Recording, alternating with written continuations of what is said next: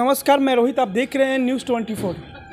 तो राजनीतिक जो है ऐलान के बाद सभी पार्टियां चुनाव प्रसार में तेज़ी से बढ़ावा ला रहे हैं। जैसे देखने को मिल रहा है कि जगह जगह पे है जनसंपर्क अभियान चल रहा है। तो ऐसे ही खास बातचीत करने के लिए आज जो है पालीगंज विधानसभा से उम्मीदवार जो है माले का संदीप सौरभ जी हैं। तो नमस्कार सर, पहले तो मेरे चैनल में आपका एक बार बहुत बहुत स्वागत है। धन्यवाद।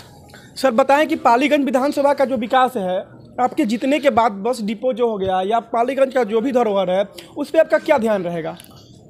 देखिए, पालीगंज की कई समस्याएं इस तरह की है कि वो पूरे बिहार की समस्या है। जैसे पालीगंज में शिक्षा व्यवस्था जो है वो एकदम ख़त्म है। यहाँ पे कोई सरकारी स्कूल जो है उसमें टीचर नहीं है, हाई स्कूल में पढ़ाई लिखाई का कोई माहौल नहीं है। एक डिग्री कॉलेज यहाँ पे था, उस डिग्री कॉलेज की मान्यता रद्द हो गई। तो ये तो पूरे बिहार की समस्या है और इसलिए ये हम लोगों ने पालीगंज में भी इस सवाल को उठाया है। इसके अलावा बस स्टैंड का मामला है। ये पूरा जो एरिया है ये समझिए कि नहरों का जाल यहाँ बिछा हुआ है और आज का नहीं है, ये अंग्रेज़ों के ज़माने से ये नहर चल रहे थे। लेकिन मौजूदा कुछ सरकारों में, मैंने पिछले 15 साल में अगर देखिएगा तो ये नहरों का जो था उसमें उराहीकरण कभी नहीं हुआ और नहर का पानी अंत तक नहीं पहुँच रहा है। तो किसानों को सिंचाई का एक बड़ा संकट इसको झेलना पड़ रहा है और धीरे धीरे कई नहर जो है वो मरने की स्थिति में आ गए हैं। तो नहरों का उराहीकरण एक बड़ा इशू है यहाँ के लोगों के लिए, यहाँ के किसानों के लिए। इसके अलावा ये पूरा एरिया जो है वो रेल लाइन से अलग है, यहाँ पे कोई रेल लाइन नहीं है। और बहुत पहले बात हुई थी कि बिहटा से लेकर के औरंगाबाद तक एक रेल लाइन परियोजना शुरू होगी, लेकिन उस पर तो कोई काम नहीं हुआ। तो ये है, यहाँ पे जाम का समस्या है, सड़क पे काफ़ी एक्सीडेंट्स होते हैं। बस डिपो आप लोगों ने शायद देखा होगा कि बस डिपो जो है वो एकदम 10 फीट नीचे गड्ढे में है। तो इन तमाम चीज़ों को लेकर के काम करने की ज़रूरत है। और सबसे बड़ी बात कि स्वास्थ्य केंद्र जो है पालीगंज के भीतर, कोई भी उप स्वास्थ्य केंद्र जो पंचायत स्तर का होता है उसमें डॉक्टर नहीं है, उसमें इंतज़ाम कुछ भी नहीं इलाज का। और यहाँ तक कि जो पूरे प्रखंड का जो ये है स्वास्थ्य केंद्र है, अस्पताल है सरकारी, उसमें भी कोई इंतज़ाम नहीं है। एक डॉक्टर होते हैं, जहाँ पे आप कोई भी बीमारी को लेकर के जाइए तो आपको रेफ़र पटना कर देते हैं सीधे। तो ये बुनियादी जो सुविधाएं हैं जनता को, ये सब यहाँ पे नहीं है। और कई गांव आपको ऐसे मिलेंगे यहाँ पे जो अब तक जहाँ पे रोड बना ही नहीं, सड़क वहाँ पे जाती ही नहीं है। जैसे हम लोग एक गांव गए थे घुरना बिघा, तो वहाँ हम लोग को जाने के लिए गमछा पहन के जाना पड़ा, घुटने से ऊपर पानी था।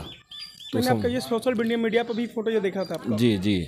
तो ये विकास का जो दावा ऊपर से किया जा रहा है वो पालीगंज में जनता तक पहुँच ही नहीं पा रहा है जी।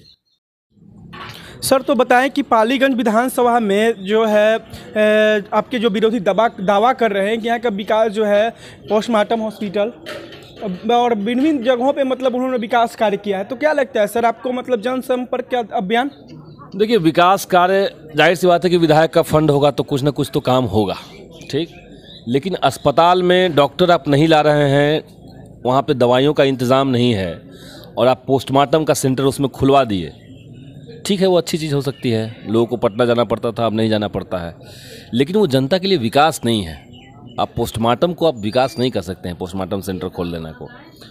या विकास कार्य में कुछ जगह पे गली और नली बने हैं, सही बात है कि बने हैं, लेकिन कई जगह पे कई गांव में हमने देखा कि गली जो बना है वो आधे दूर तक बना है, उसके बाद नहीं बना है। तो किस तरीके से यहाँ पे निर्माण कार्य हुआ मुझे ठीक से आइडिया नहीं है कि उसमें क्या सच्चाई है। लेकिन ये तो सच है कि जो मैंने काम बताए पालीगंज के भीतर, स्वास्थ्य केंद्र का सवाल, हाई स्कूल का ठीक करने का सवाल, स्कूलों में टीचर्स की बहाली, बस डिपो का सवाल, जाम का समस्या, और मार्केट में जिस तरीके से जो दुकानदार हैं उनके साथ जैसे गुंडागर्दी का व्यवहार भी कई बार होता है, फिरौती लिए जाते हैं उनसे। तो ये सब सवाल तो हैं बचे हुए, है ना। तो विकास कार्य इस नीतीश कुमार के सरकार में पिछले 15 साल में बिहार में कहीं नहीं हुआ और पालीगंज में भी वो दिखता नहीं है। सर अगर बात की जाए तो नीतीश कुमार का जो स्टेटमेंट है SC/ST परिवार का अगर हत्या होने पे एक नौकरी, तो ये जो है हत्या का बढ़ावा देने का है या रोकने का? मतलब उनके नज़र में SC/ST परिवार का एक नौकरी और उनके जान का कीमत बराबर है क्या? देखिए, ये बहुत ही गैर जिम्मेदाराना और हास्यास्पद कहिए या बल्कि कहिए कि शर्मनाक बयान है नीतीश कुमार का। आप कोई SC/ST परिवार में, आप तो पूरे देश में नौकरी कटौती कर रही है बीजेपी सरकार, NDA की सरकार, आप उसके साथ हैं।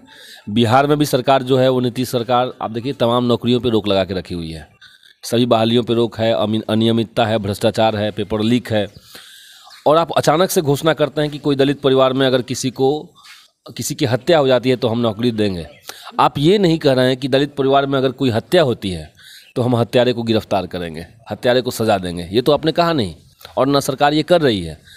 तो दलितों का उत्पीड़न इस सरकार में बहुत बढ़ा है, और नौकरी को हत्या से जोड़ करके असल में ये हत्या की जो संस्कृति है, हत्या जो है उसको बढ़ावा देने का काम कर रही सरकार, और ये बहुत ही गलत है। और इसका बहुत मतलब खुल करके विरोध दलित समुदाय के भीतर भी लोग कर रहे हैं कि ये गलत है।